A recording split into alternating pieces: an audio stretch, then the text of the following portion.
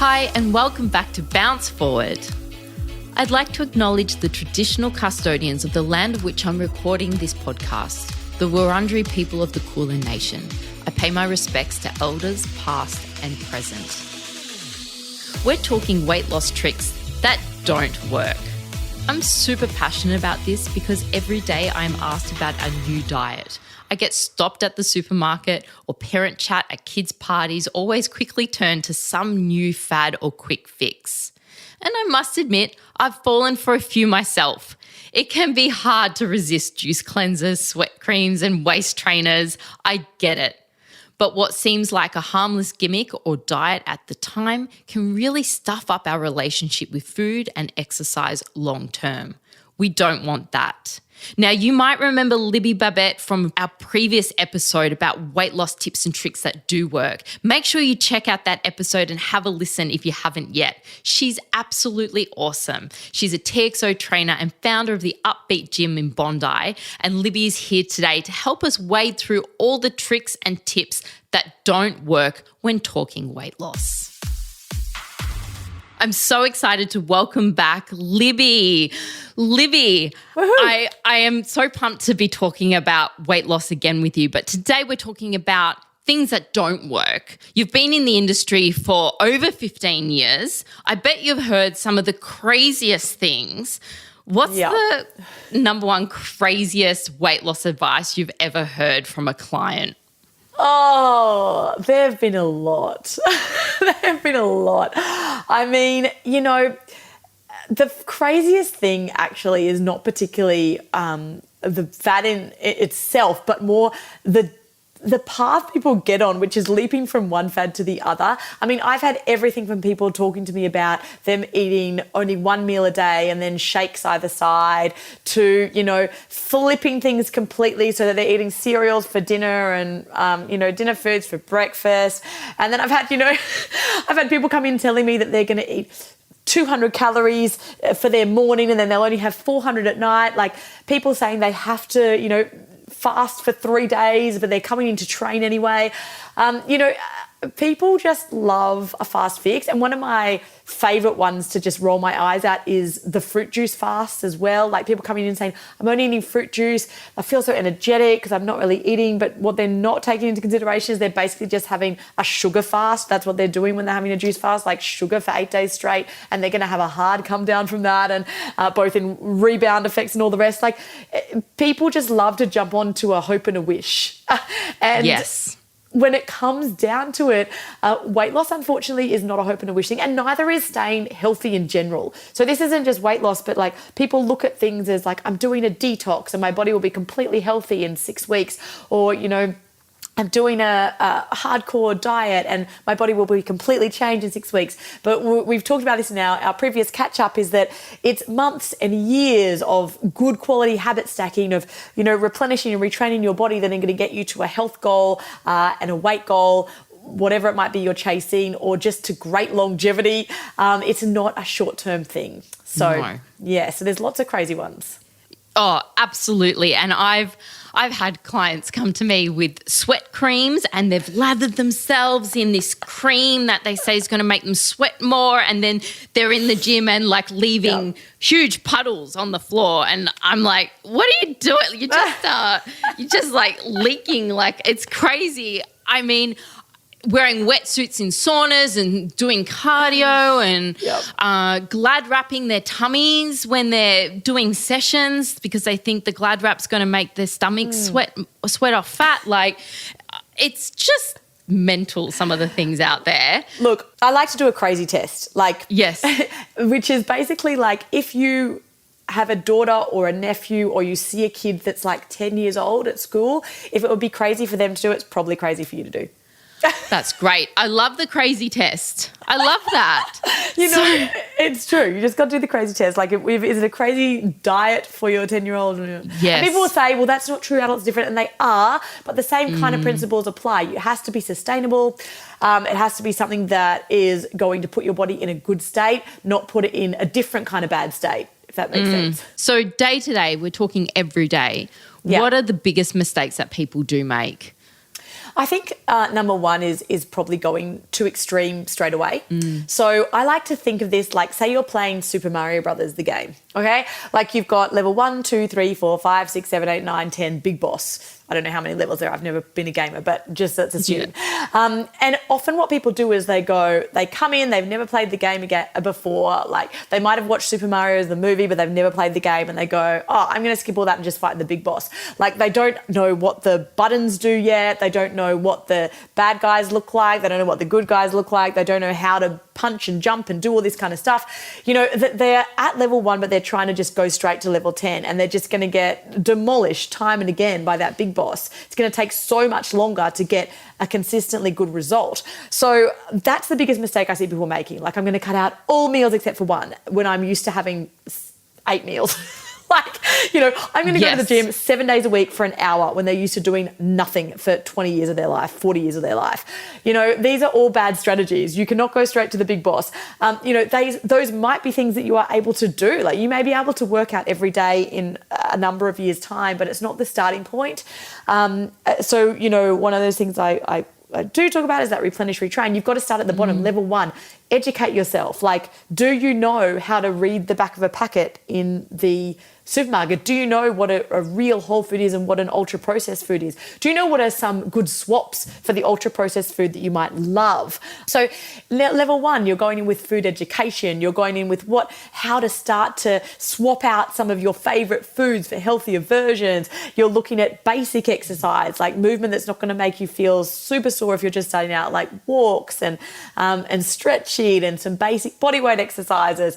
And then you're stepping up from there. Okay, let's look at now, you know, how often I'm eating or the kind of macros I'm eating. Like it's a process. So the biggest mistake I see is really going from 0 to 100 real quick. You know, it just always is a short-term win or not and a medium-term back to the bottom of the ladder. Yeah, absolutely. I wanted to get your thoughts on this.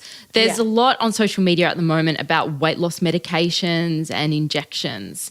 What are your thoughts on all that? Okay, so I probably can't name them, but if it's one of the big ones we're talking about that's had some real excitement in the industry, not in our industry, but like in the media industry, I suppose, about these injectables you can take and looking at working on tablets you can take that will have a really easy effect on your weight loss or quick effect on your weight loss. Dramatic results, yeah. They're now finding, which is often the case with this stuff, that it's having, that it's doing some of those are doing some liver damage, let's just say. Some bad liver damage. So what happens when that happens is your whole system goes down, you know, and there's really negative long-term consequences for your metabolism, for your health. So I would say that a lot of those things, just be wary. Like we haven't seen the 10, 20, 30-year effects of some of those things on a normal body. And the other scary thing about that is, again, we're not putting in good habits. Like that's level 1 to level 20. That's like I've gone in and got the back end trick. So you're getting to the end of the game without any of the satisfaction of going on the journey to get there. So it doesn't really feel good and you're nervous that it's going to go back the other way. You haven't got any of the good habits in place. You haven't climbed the rungs. You're not got a good exercise protocol. You're not any stronger. You're not any healthier. Your muscles are probably still not strong. You're not going to have that longevity effect that exercise gives you or that good nutrition gives you. So like, what's the overall picture? I always think like, if you look at someone you really admire, they're someone that's maybe healthy and fit or really good in the business world, and most of those people are healthy and fit, you know, if you want to be like them, do the things that they do. And those people are not doing the quick fixes 9 times out of 10, because it's the same as a get rich quick scheme. You know, you might get a little bit of a quick win if you're on the slot machines, but it's not a path to long-term wealth. And I often think about that with the body too, you know. And here's something that humans are really good at, right? They're really good at looking at outside of themselves. Like what we would do for ourselves and the way we would trash ourselves is often different to what we do for someone else or something else. So I sometimes say, like, imagine someone like gifted you with one of the top racehorses in the world, can make you millions of dollars. It's a beautiful animal, you know, it's in peak condition. Like, what are you going to do with it? Are you going to like feed it good food, get it with a good trainer, you know, make sure it's moving, make sure it's healthy? Or are you going to put it in its stall, put a big TV up to distract it and just give it like, you know, lollies and caffeine and chips and see what happens to that investment real fast? It's not going to earn you anything. And so how would you treat that racehorse, you know, and are you treating your body in the way opposite to how you would treat that racehorse? Or for your child, you know, how are you being careful to give them a balanced lunchbox, but your own looks terrible? You know, if you need to take it outside of yourself, that might be a way to do it. But certainly, like, the mistake people made is make a 0 to 100, or treating themselves a lot worse than they would treat someone else or a child or a beautiful animal in their care even. Now, I am also really interested in super low calorie diets, because that's one thing that we know doesn't work. Rebel Wilson was in the news recently in regards to a 600 calorie diet a day, and being Biggest Loser trainers, people probably assume that we put our contestants on extremely low calorie diets of under 1,000 calories, which was not true for me or you. No. So why don't low calorie diets work? Well, look, super fact, low. When I went into my season of The Biggest Loser, I did not let my team look at calories at all. Not at all. Because I went in with level 1, which is food education and replenishing their body and starting to retrain their bodies. So I went in with like, we are not going to learn calories. And they were so frustrated with me. They were like, the other trainers team, they know exactly how many calories in their food they're carrying. I was like, I don't care. You guys don't have the skill to do that yet. Like, you don't even, like, can you tell me what's better for your body, this or this food? Nope. Can you read the back of this packet? Nope. Well, then we're not counting calories. Like, forget about it. So the problem I have with these lower calorie diets, and I'm going to put before this that it can work for some people, not that low, but cutting out some calories can work at some points of certain journeys and certain age groups and certain genders. But it's certainly something that for most people, and certainly for the majority of women, do not work. And the reason is that, again, we're going from, it's too big a change. So it's been proven time and time again that if you go from here to here, your body will try and pull back to here immediately because it thinks it's kind of like, oh my God, survival mechanisms, you know? There will always be a rebound. So it may well work. Like we can see with Rebel, she's getting smaller, which is why things are blowing up. So it does maybe work in the short term, but it's not a long-term play. It's not sustainable. Your body will immediately try and get back to there. This happens to me, like, you know, if I get the flu or I get gastro and I can't eat many calories at all for a few weeks. This happened to me last winter actually. I got the flu. I just had I couldn't eat much. I was probably getting about 600 calories a day. And I did lose a lot of weight. I got very thin, looked terrible. But literally then as soon as I was better, it took me about a week to put that whole month of weight back on. Because my body was like, oh, thank God, let's go. You know, so your body will try and pull it back. And so, but it's been proven again by science that if you just do it incrementally, you know, if you do it by, again, replenishing, if you start to strengthen your body, increase your muscle quality, there's again that organ of longevity, that organ that is metabolic, that will repair your metabolism. If you start to kind of work on the right things, then you will see that consistent change that ends up with that beautiful long-term result that you don't go start yo-yoing on. So it doesn't work because it's too extreme and your body will try and immediately adapt back to where it was. It doesn't work because, again, it's like your mind is as out of control as your body is when you do that. It's too extreme. And, you know, it also can rebound in another way, which is that you will lose muscle tissue.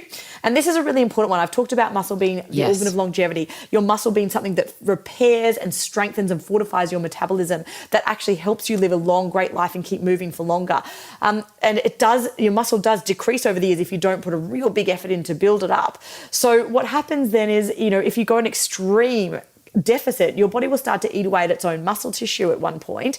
And that's a really difficult place to be in because then you're kind of weakening that metabolism instead of repairing it and fortifying it. Yeah. So you need to be, again, looking at your body as gaining health, like, you know, putting those healthy foods in, re-nourishing, gaining that health back in your food, satiating foods that they help your body, and then, looking at exercise, so starting to build some great quality muscle tissue, and those things in return will help you with fat loss, and it won't be in 2 weeks or 4 weeks, but it will last, and there just has to be a little bit of patience with it.